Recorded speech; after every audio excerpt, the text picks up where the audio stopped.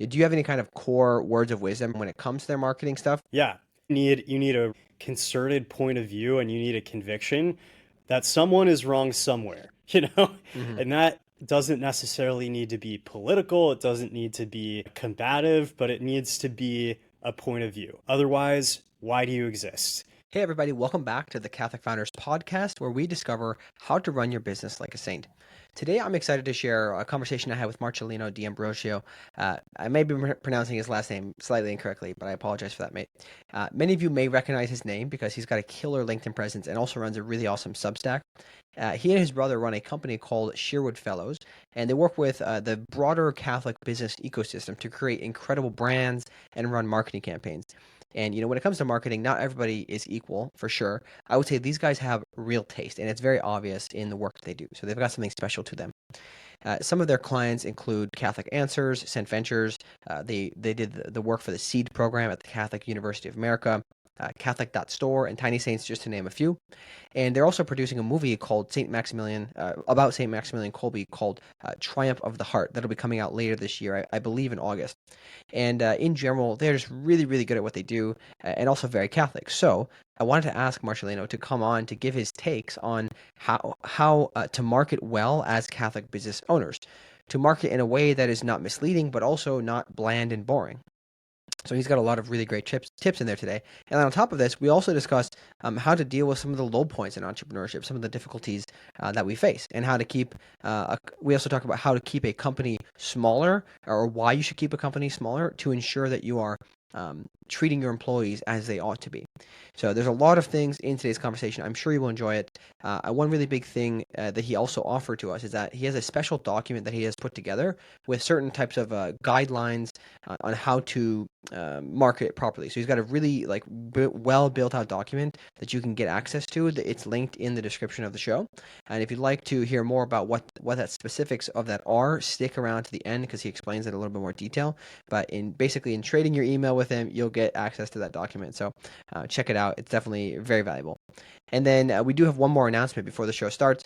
Is we recently created a directory for the Catholic Founders Guild community, which is basically our paid community, our paid subscribers.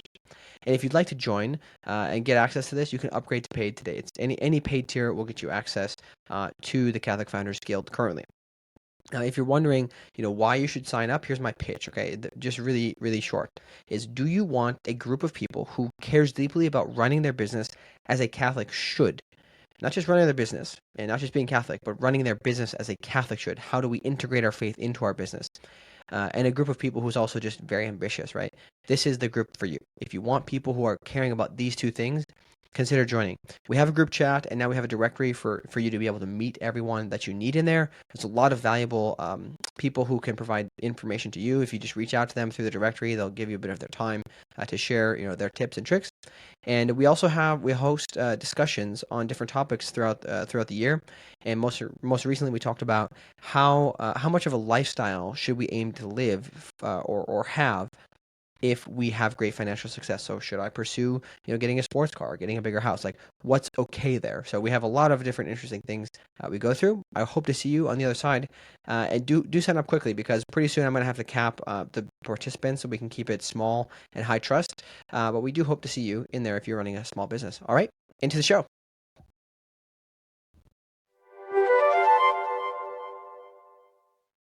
All right, welcome to the show, Marcellino. How you doing today? Dude, doing good. As I said before we got on here, adjusting to two-kid life.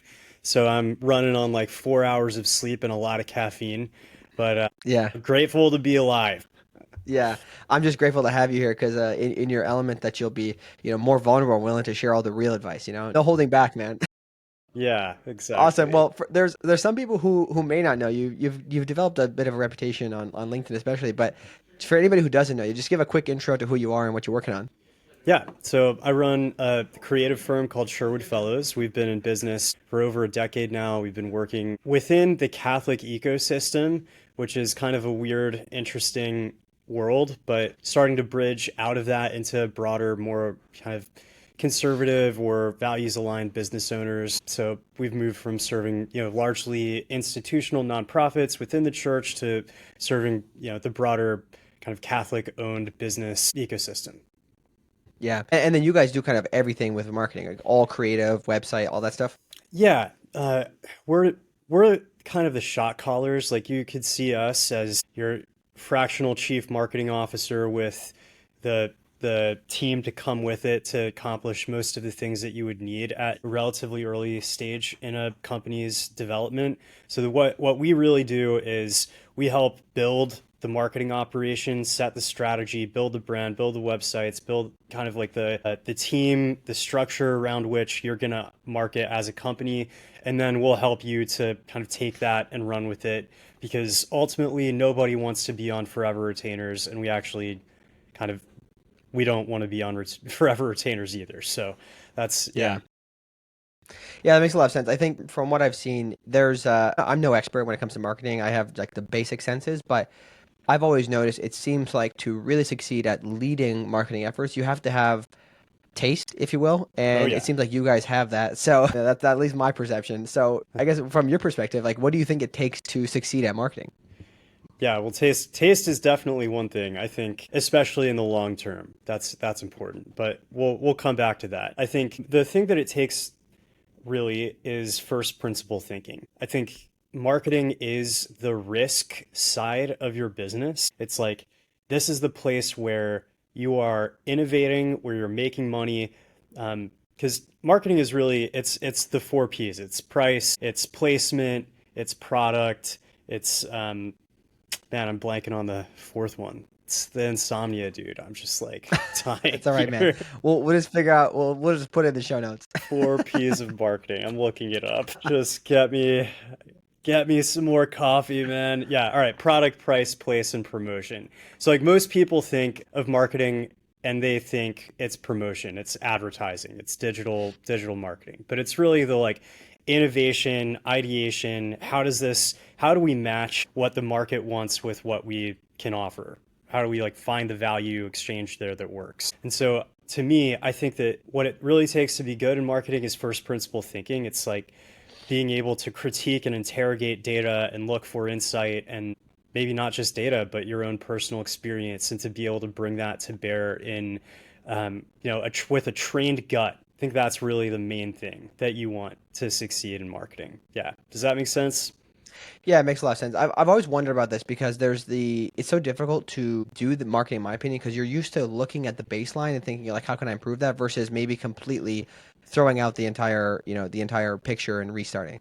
Yeah. Could you Yeah. elaborate on that a little bit? It's like if you've got a website, you're like, oh, I want to improve my marketing, and you might go and like, okay, how can I, make this thing better? And what ends up happening, I find, is a lot of times people are in this mindset of, hey, let me fix this link or make this button Right. better, optimize these things, and make it 20% better.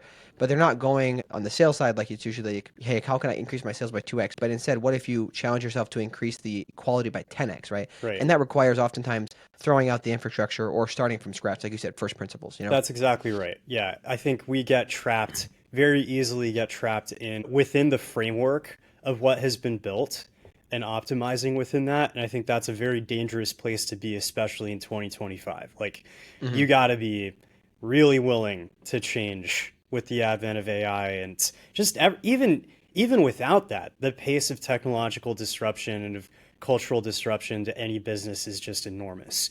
So I think Yeah. that like kind of the era of putting a process or a system in place and optimizing that for 10 years is over, you know? Yeah, yeah, because also you're constantly measuring off of like, hey, what's been done. And if you're not a, top 1% marketer, you're going to mostly take off of, hey, the past experiences rather than coming up with things completely new, which is, just not what is in most people's DNA, unfortunately, right? So I find you guys to be really good at this, and I really love your content on this. So I Thank appreciate you. you sharing some pieces. Why don't we why don't we talk about a little bit about that? For a lot of the people who listen to this, I would say are, small business owners who are Catholic. Do you have any kind of core words of wisdom for them when it comes to their marketing stuff? Yeah. Again, I would encourage anybody listening, if they really need help, go talk to these guys because they know what they're doing. But any core principles that you would mention? Yeah. So I told you this like a couple months ago. You reached out and you're like, hey, dude, like you've been doing great on LinkedIn, your Substack. It's great. Like, what do I need to do or yeah, just like what advice do you have for me? And what I said was, yeah, you need a really like concerted point of view and you need a conviction that someone is wrong somewhere, you know? Hmm. And doesn't necessarily need to be political, it doesn't need to be combative, but it needs to be a point of view. Otherwise, why do you exist? And this just blows my mind that most businesses don't have one. Like they sort of just go out and they're like, hey, I'm a financial services professional. Hire me. I have all of these skills. But it's like, why should I pick you? That's like the real question that I think most marketing, when that question is solved, marketing is easy. When that question is not solved, it feels like rolling a boulder up a hill. So I think what most businesses really lack is a willingness to call out some sort of enemy, whether Hmm. that's within your kind of industry circle. You don't necessarily have to name a business, but you can kind of paint a picture for people. Hmm. Say, like, Yeah. here's what's wrong and why I think that, why we're doing something different than that. Then you should do something different from that. So that's, Hmm. yeah, that would be my 2 cents. Yeah, I mean, that makes a lot of sense because it's just about like I think about it from the offers perspective. I'm always thinking about things from a sales perspective, but I guess it is also marketing, right? How can you differentiate yourself? Because if you're just a water droplet in the ocean, nobody's going to notice you, right? But you have to be some kind of like a whale or something, doing backflips or something. I don't know. Right. But But that, that's a good framing. the thing that I would say about that is that, like, the product innovation that differentiates you is a outgrowth of having a conviction about something that's broken Hmm. in your industry. That's the place to start. I think a lot of people try to jump to like product innovation without really saying, here's what's going on in my industry, here's what's going on with my competitors and how they're dealing with that, and this is my point of view about why they're wrong. Hmm. Like, you get those three things Yeah. right, product And will fix also, itself. yeah, and also a lot of people probably, I mean, depending on the industry, like financial services, one I think about a lot is like people go into it because they know that they can make money. It's just like, hey, I can make money doing this, and they kind of go into it from that perspective without a thesis or a conviction, like you said. Right. So they're just trying to drum up business. It's like being a real estate agent. Like, what's different about you? And oh, my market or my network is like, okay, well, everybody says that, right? So Right. finding a Yeah. Yeah. way. But I appreciate that. This makes me think. If you're going to, you have to take a position of somebody being wrong. That means there's always the possibility of offending somebody or hurting somebody's Yes. feelings. So as a Catholic, I think as Catholics, oftentimes that's something we try to avoid. We're trying not to, step on toes. So how do you view, like, I guess, marketing from a Catholic perspective when you're trying to be charitable, but also you need to sell your product? So how do you view that? Yeah. I'm probably like going to lean on the side of offending people is okay, much more so. And I don't think that there's really um, well, yeah, I mean, I think that the church encourages you to pursue truth, to be Hmm. charitable about that, but like the pursuit of truth should be primary. So one thing that I'd say about that too is that, like, Steve Jobs and Apple, he's like, I think that people actually don't want to have to deal with technology. Like, that's what we're going to do with Apple, is we're going to make it so that people just like don't have to deal with it. And that's not necessarily like a Dell is a big bad evil brand, right? But it's like, Hmm. I think that they're wrong about wanting to make everyone into a tech genius. And because of that, they were able to create an incredible amount of value for your average person who uses Mac now. So Hmm. like that's the kind of thing that I'm talking about. It's not like, yeah, maybe somebody at Dell got offended by that at some point, I'm sure, but like the point is to use that to like push business and offer value in a different way, not to like Hmm. piss people off for the sake of pissing people off, right? Yeah, it's a really good framing actually, because if you think about it, part of the premise of this entire show was, and this project is all about like pursuing the truth inside of business to get to a better future, right? So it's Yeah. like if there's a company that is like taking massive profits and kind of skimming off of a certain industry, like you can come in as a lower cost and say, listen, the truth is these guys are just taking all your money and they're not here to support you. They're not really, missionaries. They're just here to take the money.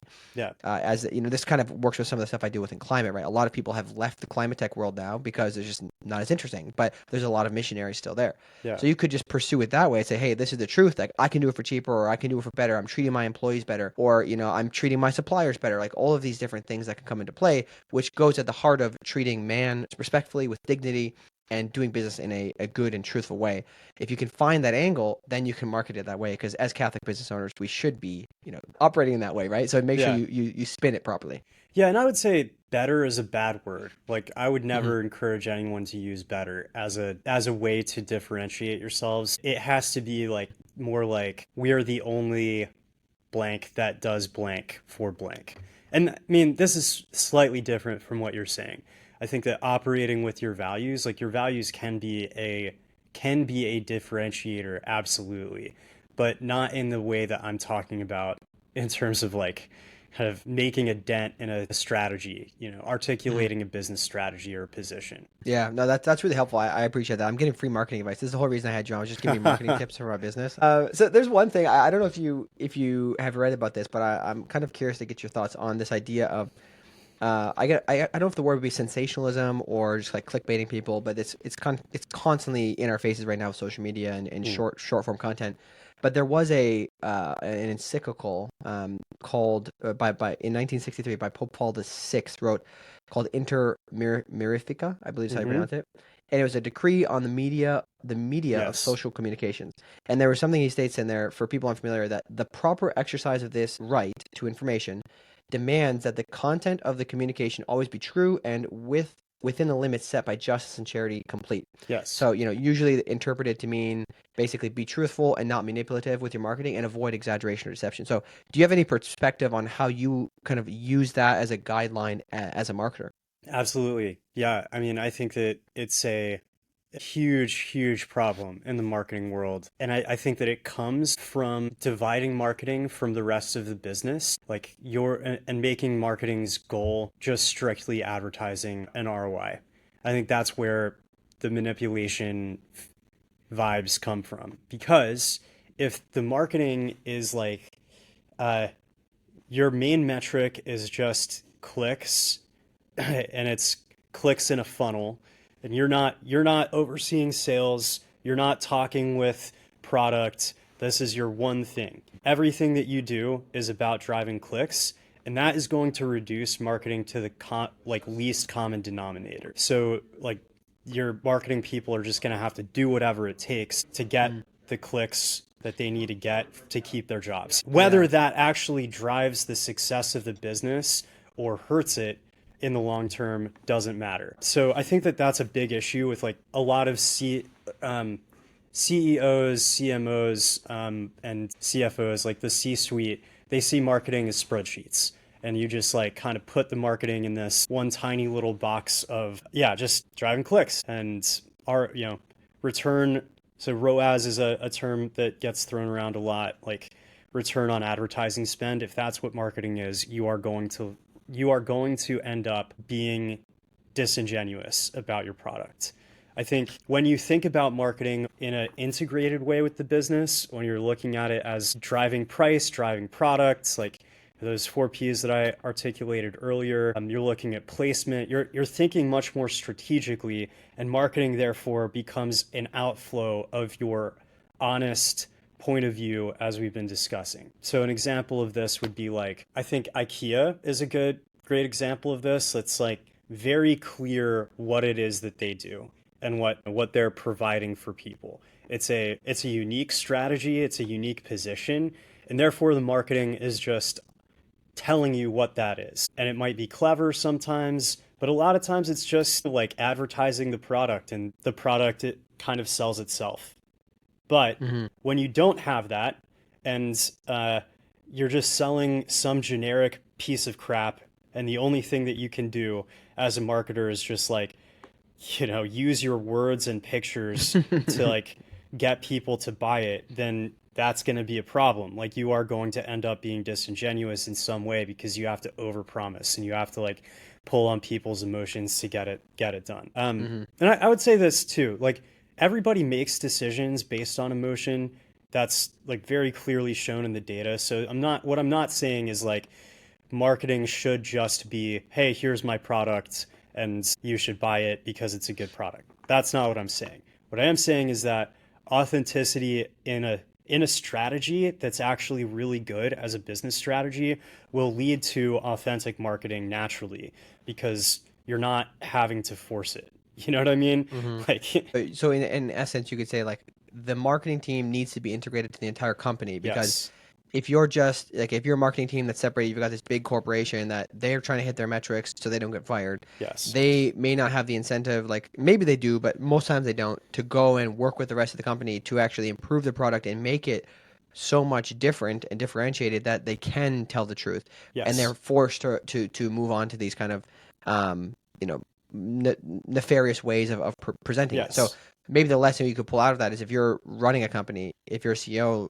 you should keep this in mind because you don't want to be giving incentives to one team that are not aligned with the others. And as a whole holistic company, you should run it in a way that genuinely makes a better product. And I don't want to get this would be a really obscure discussion, but this idea possibly that the market forces are an indicator of truth or goodness of what you're creating is an interesting thing that we could think about some other time on the pod. yeah, Because if it is a good product and you're being truthful, it will be sold. It has value to people versus, just convincing all the crunchy moms that this is gonna, solve their kids' autism or something, right? yeah, yeah, You don't want to do things that are a little crazy, right? yeah. So, anyways, I think we'll move on from this. I really appreciate your thoughts there. That's really holistic. I like the way you Can I think say about one that. more thing about that before we? Yeah, yeah, of course. Yeah, so I think that the other aspect of that is like short-term thinking is always going to be, um, a driver of that kind of behavior. So like if you really care about your brand's long-term brand equity, which means like your reputation with your customers, and you care about like having any sense of loyalty, which still matters a lot, I think, then you should not sell things that are not honest. But I think a lot of businesses these days, because they're sort of just these massive bureaucracies that just massive sprawls, and all they care about is the like nobody actually has ownership, nobody's actually accountable to anything. That's where this gets really problematic. So Yeah, anyway, I mean, if the product itself is like a pile of dung and you just put paint over it, it's still the substance of the product hasn't changed, right? And this, if you think that brand identity or brand, which is the brand loyalty and brand equity, brand equity. that cannot just be created solely by a marketing team. It has No, to be a good right, product, right? The reason why people like Apple and all these other companies is because the product itself, like they love the product, right? It's yeah, not just that it looks cool on paper, then they get it and they're disappointed. right, They're satisfied throughout the entire process. So keep that yeah. in mind as you build your companies. Hey everybody, quick interruption. If you're listening to this, you are probably either an entrepreneur now or you will be in the very near future. And if you'd like a peer group of others who are just as ambitious about their faith as they are about their business endeavors, consider becoming a paid supporter of our work. The benefits are that you get access to our community group chat with a lot of valuable entrepreneurs in it, which includes also a directory to all of the members so that you can search for somebody who, has particular advice for what you're doing or what you're working through. And on top of this, we host discussions on different topics. Most recently, as I mentioned at the start of the show, we talked about how to balance the pursuit of financial success and to what extent we should pursue earthly things like, a sports car or a bigger house. If we have achieved great financial success, we discussed that for about an hour and a half, not too long ago. If you want to be part of that group of people like this, upgrade to a founding plan today. We call it the Magis Club. It's currently $360 a year as we are just getting started, and we have to cap the group at some point, so be sure to sign up soon. If you run a business or are about to start one, this is for you. All right, back to the show. This I didn't plan to ask about this, but you brought it up a little bit, so I wouldn't mind hearing your thoughts. You say that big companies they lead to this like huge companies lead to this sort of detachment from the outcomes, if you will, and Yes. detachment from the ownership, and in some ways probably detachment from fulfillment in the job. Do you have any thoughts on like what's the ideal size of company like for you guys? Like you say, oh, we're never going to try to grow beyond this much. We want to provide for our families and just get to this point where we're going to have like 100 people max. Like, do you have any thoughts on that? Yeah, that's a really good question. I do think that scale, like the entire point of scale is removing the human element. Like Hmm. that's the entire thing. Scale is all about removing human beings from, like the, yeah, just making them unimportant. So I think that there's a reality that you need scale in order to make a business work, especially in this day and age. The day of like kind of serving the main street local area of your neighborhood is kind of gone, unfortunately.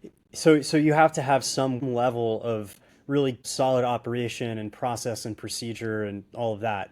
But I do think that it's a that this kind of like mammoth multinational company that, again, like there's no sense of ownership. All of the ownership is dispersed over thousands and thousands of people with minute shares, and they're assigning those shares to like BlackRock to vote for them. It's just like, I hate it personally. I Mm. think that it's destroying our world. It's like the lack of accountability, the lack of ownership and responsibility that our world is sort of, I think, is endemic of our current civilization. So to answer your question, we serve businesses under 30 million in revenue.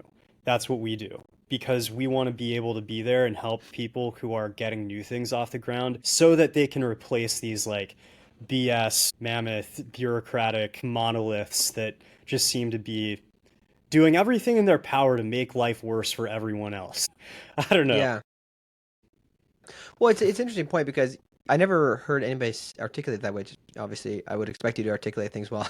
This idea that scale is to remove the objective of scale is to remove the human aspect. And if you think about it, it's the reason why, once companies get large, you're just looking at a P&L statement. You're Yeah, not thinking about the lives on the other end of that riff, right? Or right, the consequences of negotiating a lower price with your suppliers, right? right. And that's not what we're here for. The purpose of business is not just to return shareholder value, right? We're Amen. here to find fulfillment and to employ people and to help them. The whole purpose of life is to get to heaven, obviously, and we find fulfillment through our work, and we can help kind of achieve salvation, if you will, through our work. It's a really interesting point. I have to think about this more, and maybe I'll find some more readings to write about this again. But that's really really insightful, man. I appreciate that. There's a For me personally, there's a really great podcast by a guy named Kryptos.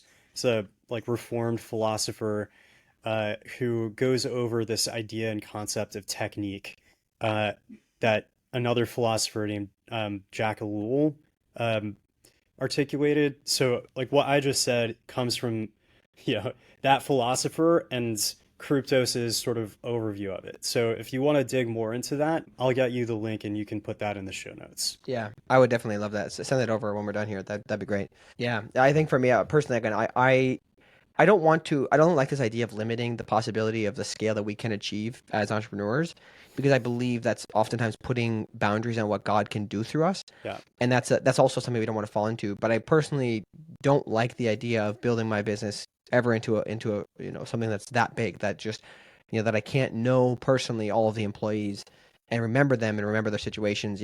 How many kids they have and all that stuff like that to me is important, and I still think there can be a great deal of things achieved through it, but I don't see the need to make it that big. I think you can just make more of those companies if you want to, or enable other people to start those companies and scale them to whatever level, right? I think one way to think about that might be interesting that maybe you can comment on is like, I think that the idea, like, there are two models right now that most entrepreneurs are thinking about in order to make money on their business. One is like the fast exit for the venture backed firm, and the other is the IPO. Both of those are, I think, extremely destructive short-term approaches to business. So like, I see companies that have been family owned for, hundreds of years as like, that's the ideal that I think Catholics should be really shooting for. Instead of like the fast exit, it's like, your grandson is going to work for me. Yeah, I 100% agree with this, man. I also think that it would create a certain level of stability within the church, because if you have, these generational businesses that are there, like, yeah, they may not be printing, 70% profit margins, but maybe they're doing a healthy 30 on average, Yeah. or have even if it's 20, right? And again, you don't have to be living a lavish lifestyle, but if you can provide for those families, I'd happily reduce my margin to ensure that all the people who are working for me are being taken care of. They're not, in a certain stressful situation. They can give generously to their local communities. And I think that this builds a certain stability within the church, because you then have ongoing income that's going to be deposited into the church to build schools, to build new churches, things of that nature. And I just think that it's an underrated outcome, because everybody these days is all about the exit, right? But we see that I'm a big fan of the MoneyWise podcast, and you hear all these people who, once they sold their company, they just lost all sense of purpose Yeah. because they realized like it wasn't actually about the money. It was about pursuing a certain objective. So they either, in most cases, these people are pretty productive and they go find, good ways to put that new effort to. But a lot of people become, destructive and they destroy their lives. Yeah. They get divorced. They have all these crazy things happen because they've lost their purpose, right? And I think this is why we shouldn't think of things in the short term and getting this one-time payout. Because if we have there's always that joke. Do you want $1 million today or whatever it is, $10 a day or something for Right. the rest of your life? And if we have that ongoing stability, and it's another way to come closer to God. So let's talk about that more. For you specifically with your entrepreneurship journey, how I guess how have you learned spiritually through this? Like how has God taught you or helped you come closer to Him through entrepreneurship specifically? Yeah. Man, I feel like I'm going through that right now. Last month we had a like all right, so I had my daughter born 2 weeks ago. Like 3 days before that happened, we had two client projects go belly up, which is very atypical. We haven't had, I mean, that happens maybe once a year for us. Hmm. And it's typically because like there's a change in leadership and something like that. But I had like I was feeling kind of desperate. I took these two projects that I probably shouldn't have taken, saw some red flags, but like kind of went with it anyway. Both projects folded. I had hired for those projects. And then another big, like huge mammoth project that we had just gotten the affirmative that we were moving forward pushed back. And I had like kind of built, I like over invested in people to be able to catch the ball on all of these things. And like literally the day that my daughter was born, I had to get up after, being up all night with my wife. I slept for a couple hours and then got on the phone and started letting people go. Like that shit sucks. Like that is, and also like basically since then, I've just been like, my wife's been like, why are you doing this? This sucks. This is really hard. Why did you do this to us? You're working all the time. You're not able to stay home. And yeah, it's just like, dude, it is not easy. I think that like suffering is a part of life broadly, but I think that business is like basically one long series of crises. It's just like one crisis after another, one major conflict, one way in which like you made a bad decision that's like becoming very obvious to you and to everyone else. I think, at least for me, doing this has been it's just been the most revealing thing that I've done. I mean, being married is another way in which that happens, where you take on a lot of responsibility. You're accountable in a way that you weren't before when you were single. I think owning a business versus being an employee is a similar kind of jump. And so I think that like there's probably a level at which of need and of requirement that some people have to start businesses. Like, I got fired, or I had this thing happen, and now I can't find a job, so I'm going to start something new. And I think for me, like that's been more of my experience. I didn't really like set out to be a business owner. I just got a lit degree from a Catholic university and had ministry on my resume. So it was like, you're never getting a job outside of teaching and ministry. Like, you got to figure this out. And so, like, I think if that wasn't the case, if I had, great options that I could just like jettison, I probably would have a long time ago. But this is a pathway, I guess, like ultimately, business ownership is a pathway of suffering and of taking on responsibility for people, especially if you have a heart and you love to serve. That is extremely painful, you know? Hmm. So, Yeah. I think that's a way in which like God is going to always work in suffering, right? Like he's always going to find you and meet you. And if you allow it, if you embrace that cross, he's going to work through it. So for me, like I'm growing in being less of a people pleaser. I'm growing in my willingness to be honest. Those two are probably the two things that I have to, like, I'm constantly seeing those wounds or those, I don't know, sins or like, I don't know if that's even the right way. It's a certain way of having a mirror, right? Like the same thing with marriage, right? You get basically a mirror in your face every day of your issues, and the same thing with business to another extent. But I appreciate you sharing and being open about this. I haven't had quite as drastic of situations happen, but I have a very small agency, it's myself and two contractors, and there's plenty of times where things go totally south, and you're oh my goodness, this is so crazy, and then I just try my best to put it in perspective that I would have to deal with these same issues if I was an employee in my specific circumstances anyways, but now I have equity in the company. Obviously, I wouldn't have quite the full responsibility if I was the owner versus an employee. But I also find it as a really short feedback cycle for God slap me and give me a Yeah. little bit of humility. He's constantly like, all right, knock it down a bit. You're not God, right? I'm God, and I'll take care of this, right? And for me, it's just like a constant process of trust. And a lot of times when the bad things happen, like a couple weeks later, I've noticed I lost that opportunity because it actually opened the door for another one. And it's not always good news, right? Sometimes it's just like, hey, maybe God was saying, hey, I need to have a little bit more time for the family versus I would be so stressed out if I had all that work, right? So I try my best to look at it that way. And I don't know if you've had any experiences with that, but I Mm, view it personally that it brings me just constantly like to God. Like I constantly bring to my knees, go to the crucifix and say, hey, Jesus, please help me with this. I really need help. yeah, absolutely. Yeah, I like that. I mean, I think that that's true, that when you see, when you're paying attention, you can start to see God's hand in the losses as well as the wins. Hmm. Um, Yeah. Because in a way, like this point about suffering that you brought, right? Like we can come, if we accept it, we can come closer to Jesus in his passion through suffering because we're having a shared experience. It's a different experience, but it's a shared kind of principle right behind it. And we just have to accept that. I also like the point you brought up about people not always planning to be entrepreneurs. I think I found honestly a lot of people that have come on the pod have not planned to be yeah, entrepreneurs. It was an accident or they got fired or they had something.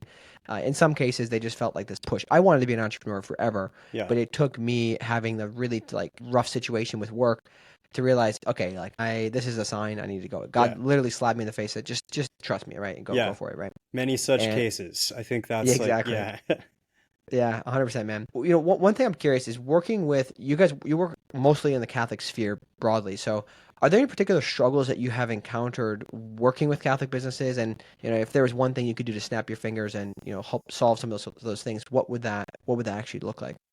yeah. Well, I'd say that the businesses that are run by Catholics that are not serving the Catholic space generally have pretty normal problems. Hmm. But they, like what I see that they struggle with, yeah, it's just not like they're just normal business problems, operations, products, they're figuring it out. And I think that that's because like the market just has a way in which it will focus you and will refine you. Whereas I think that the businesses that serve the Catholic environment and also the nonprofits that we serve that are directly, doing things within the Catholic environment, I think the thing that they really struggle with the most is abstraction, over spiritualizing things, like kind of, I think that, let me think about the right example to share that wouldn't be like incriminating of a client. Yeah, okay. So there's a company that we worked with that what they were trying to do was like they were trying to sell a lot of content. And this is very classic, like within the Catholic sphere. People want to sell content because why? Well, because you really care about Catholicism and you've spent a lot of time reading, and so now you're like, well, I'll just be a Catholic speaker and I'll write. And that's not actually what anybody wants. But then you get over aggressive about it and do this thing that we were just talking about. You start getting like you start over promising about what this content is going to do for you because people aren't buying it. You over spiritualize it, like this is what God is calling me to do. And you're divorced from the reality, which is that this product that you're trying to offer is not what people want. And I think, most business owners at a very early stage, especially if you're new to it, struggle with that, like kind of not being willing to accept when something is not the right product or the right idea. Um, Another one that I'd say I've seen a lot of in the Catholic environment is like Catholic social apps, like the graveyard of like new Catholic social media Hmm. companies is just, it's huge. Yeah. Well, this is an interesting perspective. I actually never thought about this. This is not something that's come up on the pod before. Is this idea that if people, because of their faith and because of sometimes like the way we experience life, we feel like, hey, God was calling me to this, right? Yeah. And we can use that because pride, there's a very fine line between pride and doing God's will, is what I always think about. And like it can very easily be turned into like, oh, I'm called to this, so therefore, everybody else get out of my way. And this is like, it's kind of a justification for Yeah. being more aggressive, if you will, Yeah. versus understanding that we still have to recognize the market forces. We have to Yes. provide something that is of value and being asked for, right? Right. Or maybe, in the case of Apple, something that people want, but they don't know they want, right? And that's an interesting perspective, because that could be a reason why a lot of these projects don't succeed, is because they're just not done with the level of shine that they ought to have, or done in a way that's proper, right? We've talked about marketing, like why Catholic media sucks with Rob Katzmark in the past, and it comes down to this, like, people don't put the effort to be the best in the field, right? It's not just that you have to be the best in the Catholic sphere; you have to be the best in the world, right? And you should pursue that that kind of Opus Dei spirit of doing your work really, really well. Not at the expense of others, but just doing it really well. So, Dude, I would I'm say, gonna. like, what I see when I've seen so many extremely successful business owners come into the Catholic space and just not do any of the rigor of like competitive analysis, Mm, not even know that there are other businesses that are doing the same thing, and just like take a crack at something because they had something come to them in adoration, and they're like, this is the thing, and now I'm going to dedicate my entire, like, all of the money I made in my exit to this thing, and it goes nowhere, and then they get burned out and pissed off, and like, it's just, yeah, it's like you got to use the same like willingness to be rigorous, to be honest, to look at reality, to hear from your customers. Like, you've got to do all of that stuff. It's not any different, even yeah, if I don't God know wants you why. to do it. Yeah, I don't know why it would be different. I think it is easy. I mean, I try to think about myself in this perspective, like with this project. This is relatively similar to a lot of projects. I felt like really called to do this because I just love it, and I don't even care if I make money doing it at the end of the day, because I really do enjoy it. It's probably my favorite thing. But I was guilty of that too. I was like, I'm just gonna do this. I didn't even do a Google search of who else was doing this stuff at the time. And then as I go, people are like, hey, there's these other companies doing this. I was like, oh, okay, cool.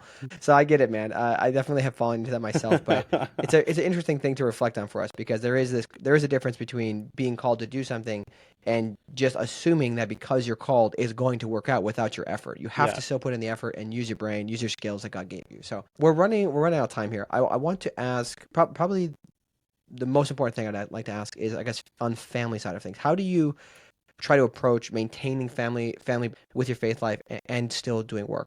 Just for maybe some context for myself, the way I try to structure it is like, I put the blocks in the calendar of like the religious stuff, or the faith stuff, the prayer, mass, etc., and the family things, and then the rest of the time I pretty much just work. And there's occasionally times where I'm just burnt out. I'm like, I need to go play some pickleball or something. But for the most part, I just like work the rest of the time. I don't know how you structure this. I'm trying to help other people understand maybe some frameworks to work on.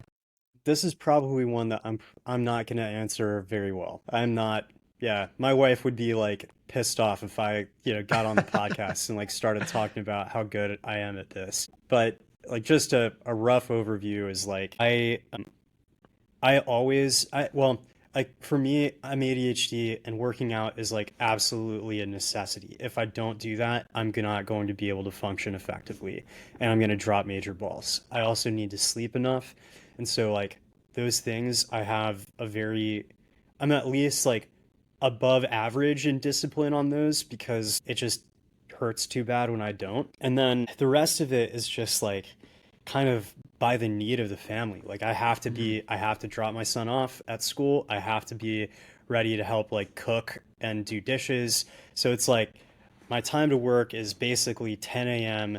to like 5:30 max. I just can't work outside of that. Maybe one night out of the week I can stay up and like pull a late night and go after it, but like that's just the demand of the family. So it's not like I've got much of a kind of, I don't know. So I Do do, you go do ahead. you just feel like it's more about, just like you said, trying to notice what the situation is? Because from what I've asked other people, it doesn't seem to be that there is a silver bullet. It's just a more of like, hey, what's your situation? What do you feel like you can manage, and just kind of stepping up to the plate as needed. Would you agree with that? Yeah, I'd say partly my personality lends to a more fluid approach to Hmm. life I get that, man. I feel than that. probably most people. I'm an ENFP, Myers-Briggs, whatever. Anyway, some people say it's BS, but I found it useful for understanding myself. But yeah, Yeah. I'm just less planned and more exploratory.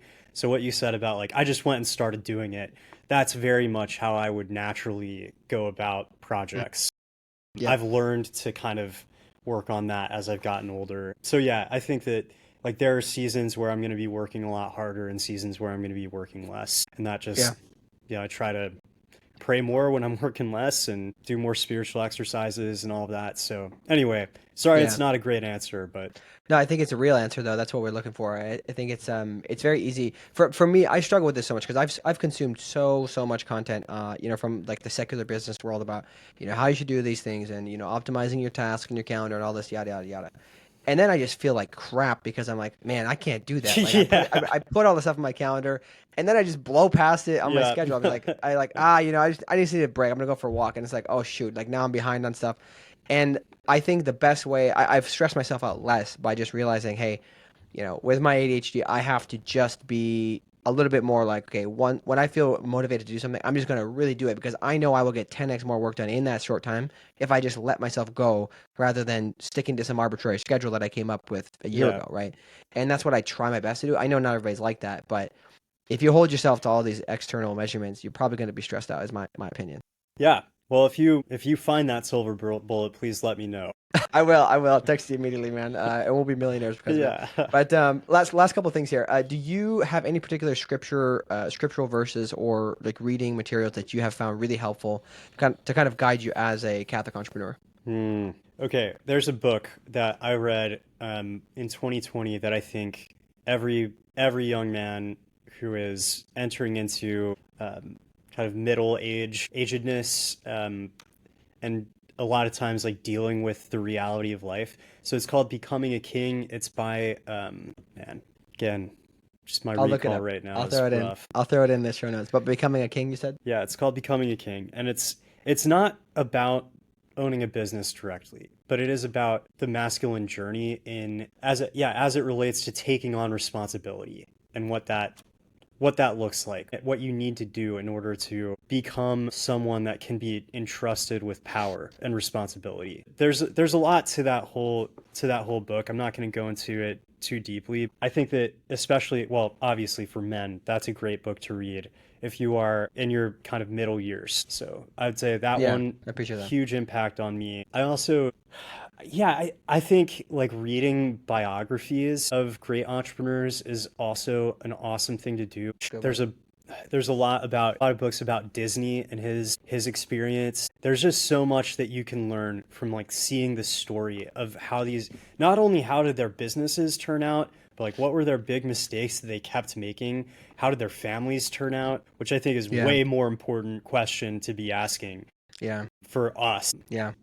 I would definitely plug at this point if people are listening to this, they might like podcasts more. I would definitely plug the Founders podcast as well because he Mm, basically reads those books for you and summarizes them. And I always put those to the top of my list when I'm listening. But that's a good one. What about any particular entrepreneurs that really inspire you? yeah. It's a great question. Yeah, I mean, I'm such a classic dude, but like, yeah, Steve Jobs, the story of Pixar is another one that really inspires me a lot. I love, I love Nike. I love the story of Nike. I have huge problems with a lot of the ways that these men went about their Hmm. approach, but all of them really like the thing that I took away from that was like deep conviction about something that they Hmm. really just became unwilling to compromise on, and that led to their success and also was a something that they had to deal with kind of being immature about at times, Yeah, so yeah. What about any favorite saints and then favorite devotions? yeah, favorite saints, obviously Maximilian Kolbe for obvious reasons. For those of you who know that my brother and I have been working on a movie about Maximilian Kolbe. So I have been less involved in that. I'm more of the marketing strategist on it, but just I've been able to get a lot more into his story through that film and working on it with my brother. That film is called Triumph of the Heart. It'll be coming out this fall. Go look it up. It's yeah, get on the list. You're not going to want to miss that. It's going to be an incredibly impactful film. So yeah, that's one of my favorite saints, Saint Thomas More, another saint that just emblematizes this sort of conviction that I think, yeah, I see in great founders as well and great businesses. His willingness to just sort of, do his duty, but also like stay true to what he really believed within high levels uh, of responsibility as a family man, not just a martyr saint that didn't have a family, right? Like he had to navigate a lot of the same kinds of pressures that we did or do. Mhm. Yeah, so those are a couple of my favorites. Okay, this one is more kind of inner healing type stuff, but I love the Bob Schucht and like Catholic Psych and a lot of the stuff that they talk about. There's a prayer style of like inviting Jesus into your memories, or Hmm. like kind of meeting him in your imagination, that I love to do, and that has been really powerful for me. I don't have a specific link that I can give you on that, but Mhm. if you want to learn more about like that kind of imaginative prayer, variegation type stuff, I love it. there's a lot on that. Yeah, never heard of that before. I appreciate that. That's super interesting. And then I guess last thing, where can people reach you, man? I obviously know there's a lot of people listening who could use help with marketing, but where can people reach you? Any offers you've got for people? Yeah. Okay. So one thing that I'm gonna do for you guys right now, I think most people who are, as you said, if you're in an earlier stage of building a company and you feel like some of the things that I've said have resonated with you about really like having a conviction and a thesis, I have a document that I've been working on that's linked with a bunch of different like chat GPT models that will help you to develop that and think through your position and your marketing brand strategy. Um, I'm going to give you a link to that you can put in, and anybody Mhm. can go and give me your email in exchange for downloading it. So that's one thing that you can do if you want to take some action on the things that I've been talking about. But broadly, if you just want to get to know us, sherwoodfellows.com. Got a link to my Substack from there. But yeah, I write a Substack. I'm Marcellino D'Ambrosio on Substack, and Papist Pilled on Twitter. And then I write, like, my main place where I'm doing most of my kind of content creation is LinkedIn. So you can find Yeah, me and there. it's fire. It's good. Thank you. It's good. Awesome, man. Well, this has been a pleasure having you on. I definitely think we'll have to do this again, and maybe we'll get you to talk to the community at some point and give us some tips, and we'll get you some leads there too. But I really love what you're doing, man. I'm super glad to have you on the pod, and looking forward to doing it again sometime. Awesome. Have a good rest of your Take day. care, man. God bless you.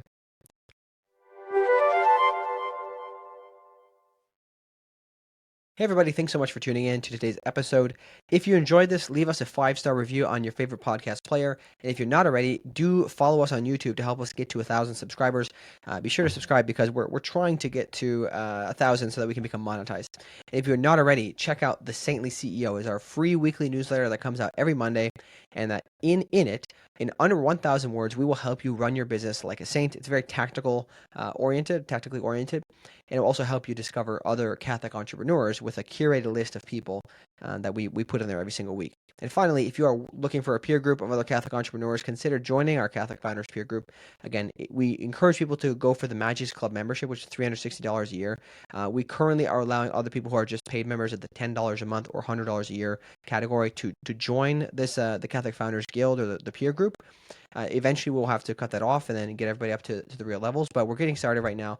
Is we want really high quality Catholic entrepreneurs who want a community of ambitious Catholics to work with, to learn from, and to help us build our businesses up and to use our businesses as tools for God's will in this world. So just go to Substack and upgrade to paid. Any paid subscription will do for now, and we'll get you access to all of the paywalled content as part of this as well.